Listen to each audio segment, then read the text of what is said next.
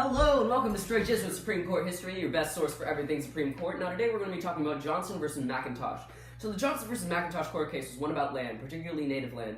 In 1773 and 1775, before the American Revolution, the Piankashaw Indians granted a tract of land to Thomas Johnson, father of the plaintiff Joshua Johnson, in exchange for a sum of money. After the Revolution, however, Virginia created the county of Illinois and turned it over to the federal government. The U.S. government then sold some of this land to William McIntosh. You can probably already see the problem that would arise. Joshua Johnson, son of Thomas Johnson, claimed that McIntosh's land infringed upon his own. He then took McIntosh to court to try to eject him from the land. However, according to most sources, the land didn't even overlap, and both Johnson and McIntosh purposely misconstrued the fact just to get a ruling. The issue here is who rightfully owns the land. Since Johnson and McIntosh claim to own the same land, it would seem logical that whoever first owned the land, i.e. whoever had the older land patent, would easily win the court case. This is not the case, however. If this were true, Johnson would have easily won.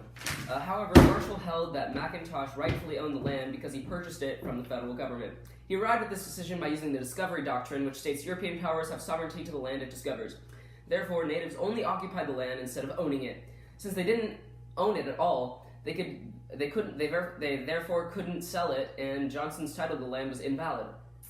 This proposes a contradiction. In the start of early America, places such as Virginia and especially Rhode Island were made through private citizens' purchases from the Native Americans and not by the federal government, as it didn't exist.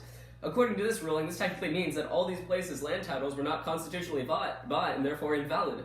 This poses a problem. Can the government just annex this land because its owners don't have a proper title to it? This ruling meant that private citizens could not buy land from Native Americans directly, but only through the government.